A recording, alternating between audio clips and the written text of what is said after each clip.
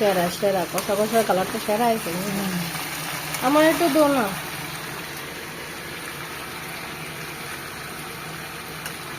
কষার থেকে একটু টেস্ট করতে ভালোই লাগে। আলু দিতাম। না না না আলু না, এত বড় প্লেটের ভিতরে দূরে আমার পোষাইতো না, এটা তো ব্যাস।